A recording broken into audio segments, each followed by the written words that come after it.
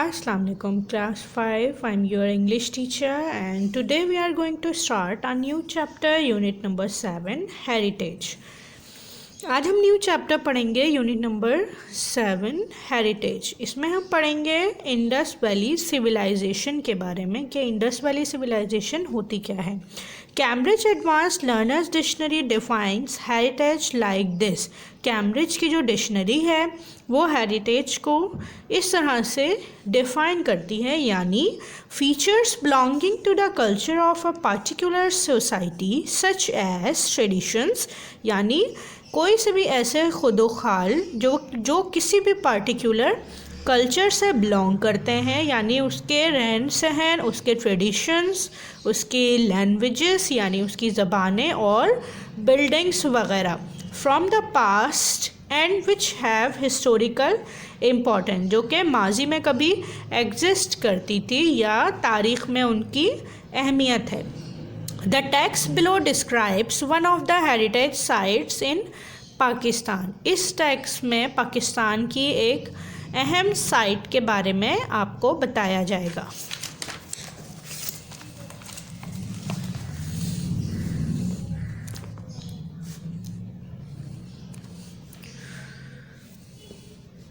What is common between Harappa and Mohenjodaro? हम जानते हैं मोहनजोदड़ो भी एक आसारे कदीमा है और हड़प्पा भी। अब इन दोनों में कॉमन बात क्या है, यानी दोनों में कॉमन क्या चीज़ है?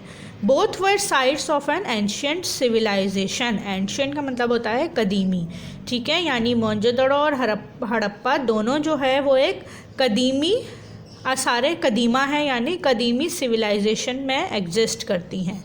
That flourished around the Indus river, और दोनों रिवर इंडस के आसपास मौजूद हैं।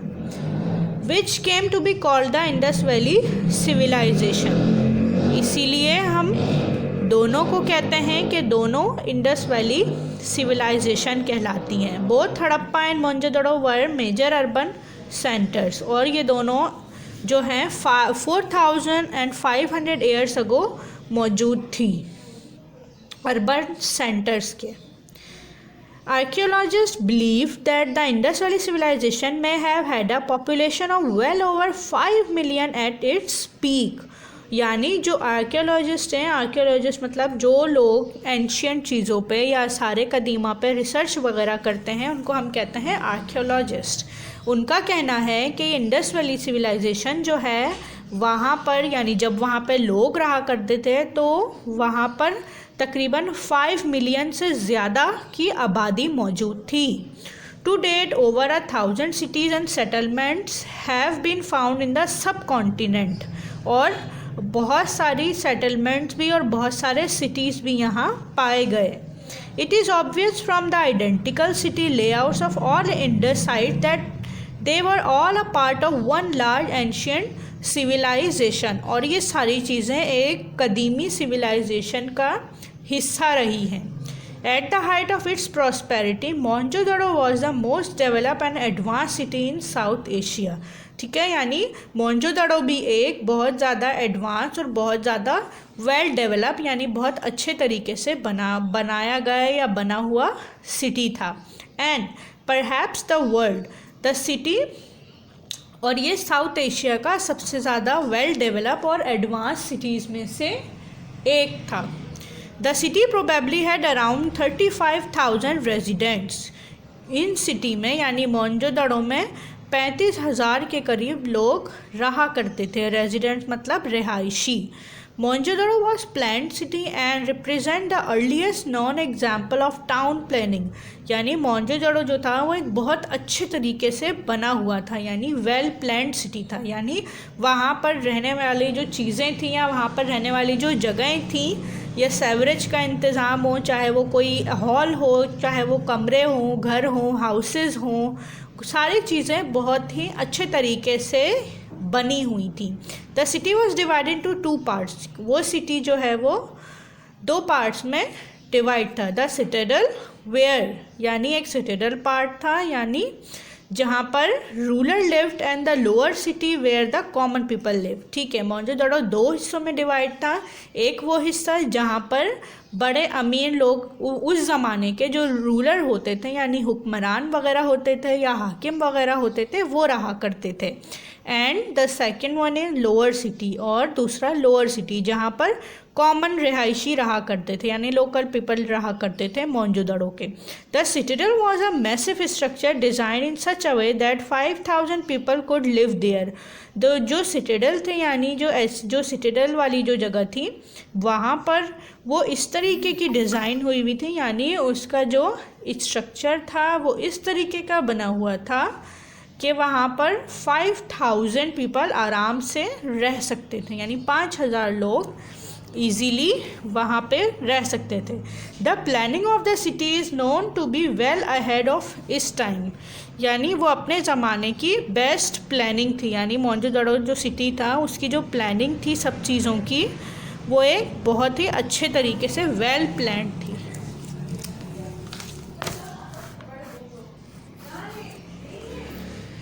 जी, two of the most important buildings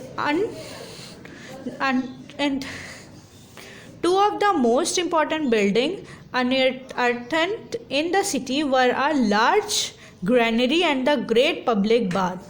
ठीक है, एक दो बहुत इम्पॉर्टेंट बिल्डिंग्स थी वहाँ पर, एक लार्ज ग्रैनरी और एक पब्लिक बाथ जहाँ पर उनकी पब्लिक वगैरह जो है वो नहाया करती थी। The existence of the granary tell us the agriculture was an important occupation of the people. अब ग्रैनरी वाली जगह से क्या मालूम हुआ हिस्टोरियंस को कि वहाँ पर जो काश्तकारी थी वो बहुत ज़्यादा उनका अहम पेशा था यानी वहाँ पे रहने वाले लोगों का। The public bath measuring 12 metre into 7 metre. ठीक है, यानी जो उनका पब्लिक बाथ था वो 12 बाय 7 मीटर का था with a depth of 2.4 metre, और उसकी जो डेप्थ थी वो 2.4 मीटर थी। Has continue to fascinate historians. ये सब चीज़ें, ये सब बातें हिस्टोरियंस ने अंदाज़ा लगाया या फिर पता लगाई। The presence of structure among the रून्स indicate the mystery that the Indus valley people had over architecture. और इसके अलावा वहाँ के रिहायशी जो थे वो एक तो एग्रीकल्चरल की फील्ड से ताल्लुक़ रखते थे और एक आर्किटेक्चर थे यानी दीवारें वगैरह अच्छे तरीके से तामीर करते थे, दीवारें वगैरह बनाया करते थे। Archaeologist believe that the bath may have been use for religious और स्पिरिचुअल सेरेमनीज। हिस्टोरियंस जो हैं उनका कहना है कि ये जो बात जो उन्होंने मेजर किया था ये सेरेमनीज़ के लिए यानी तकरीबात के लिए या मजहबी रसूमात के लिए यूज़ किया जाता था। This elaborate bath area is a marvel considering that it was built thousands of years ago, और इसको बनाया गया था हज़ारों साल पहले। This impressive pool had a courtyard that had a row of evenly placed columns। ठीक है, यहाँ पे कोर्टयार्ड भी मौजूद था यानी यहाँ पे एक बरामदा टाइप भी मौजूद था जिसमें बहुत अच्छे तरीके से कॉलम्स लगाए गए थे। It has steps leading down to the brick line pool. A layer of textural tar was use to keep it from leaking and in the centre was the pool. ठीक है, यानी उन्होंने जो एक पूल भी बनाया हुआ था यानी एक जैसे एक पूल टाइप बनाया हुआ था, पॉन्ड टाइप बनाया हुआ था, वहाँ पे वो लोग नहाया करते थे और नेचुरल तार यूज़ किया गया था ताकि लीकिंग वगैरह नहीं हो सके। Even the other building of the city were equally impressive with structures constructed of same size, sun-dried bricks of baked mud and wood। ज़्यादातर स्ट्रक्चर्स बनाने के लिए वो ब्रिक्स वगैरह या फिर लकड़ी वगैरह का इस्तेमाल करते थे। ब्रिक्स मतलब ईंटें वगैरह का। Giant mud brick platforms were found in the settlements. Within the city, a variety of buildings were up to 2 stories high. Some buildings probably reached 12 meter above the plan level. यानी किस किस तरह की buildings थी, बहुत सारी building की varieties वहाँ पे मौजूद थी जो कि बहुत ज़्यादा हाई भी थी, तकरीबन 12 मीटर ज़मीन से हाई थी। Experts have also come across a building with an underground furnace possibly for heated bathing. ठीक है, और जो हिस्टोरियंस थे उनको और क्या मिला कि किस तरह से, यानी अंडरग्राउंड फर्नेस मिला, अंडरग्राउंड एक कमरा मिला जहाँ पे वो हो सकता है कि वो बाथिंग वगैरह के लिए या जैसे हीटिंग स्टीम वगैरह वाली जो बात होती है वो लेने के लिए यूज़ करते होंगे। इंडिविजुअल होम्स और groups of homes got water from walls. अब वेल्स, ठीक है, वो लोग क्या करते थे, इंडिविजुअल होम्स और groups of homes got water from wells, यानी जो इंडिविजुअल थे या फिर जो ग्रुप लोग जो रहा करते थे वो पानी कुएं वगैरह में से लिया करते थे। Some of the houses include rooms that appear to have been set aside for bathing. और कुछ हाउसेस के जो रूम्स थे वो बाथिंग के लिए, नहाने धोने के लिए इस्तेमाल होते थे। The well planned city has a proper drainage system. इसके अलावा उनका पानी का जो निकासी का निज़ाम होता है, यानी जो ड्रेनेज सिस्टम होता है, सेवरेज वगैरह का सिस्टम भी बहुत अच्छा था, यानी बहुत अच्छे तरीके से बना हुआ था। Waste water from houses were directed to drains which were properly covered and these drains lined the major streets of city। यानी वो किस तरह से बना हुआ था कि जितने भी वाटर घरों से निकलने वाला जो पानी था, जो बिल्कुल वेस्ट जो होता था, वो प्रॉपरली कवर्ड ड्रेनेज सिस्टम के थ्रू एक बड़ी सी सिटी की स्ट्रीट्स में जाके, यानी मेजर लाइन में जाके मिल जाया करता था। Houses open only to inner courtyard and smaller length. Houses जो थे वो अंदर खुलते थे और छोटे बड़े दोनों किस्म के बरामदों में मुश्तमिल थे। No other ancient civilization has followed such extraordinary street plans and building patterns. कोई भी, यानी इंडस वैली सिविलाइजेशन के अलावा कोई भी ऐसी सिविलाइजेशन आज तक हिस्टोरियंस फाउंड नहीं कर पाए या ढूंढ नहीं पाए जहाँ पे इतने वेल प्लान्ड तरीके से स्ट्रीट्स और बिल्डिंग्स मटेरियल वगैरह मौजूद हो। Mohenjodaro was successfully destroyed and rebuild at least 7 times। ठीक है, यानी मोहनजोदड़ो जो है वो डिस्ट्रॉय हुआ, तबाह हुआ, दोबारा से बना तकरीबन 7 मरतबा। Each time the new city were build directly on the top of the old one. यानी हर दफ़ा क्या होता था, एक नया शहर उस पर तामीर हो जाया करता था। Flooding by the river Indus is thought to have been the cause of destruction. यानी फ्लडिंग जो थी रिवर इंडस से, अगर सैलाब वगैरह का जो ख़तरा था उसको भी हो सकता है कि रिवर इंडस से कोई सैलाब वगैरह आया हो, इस वजह से मोहनजोदड़ो तबाह हो गया हो या उसके डिस्ट्रक्शन का बाइस बना हो। Mohenjodaro, Harappa and their civilization vanished without a trace from history until discovered in the 1920s when extensive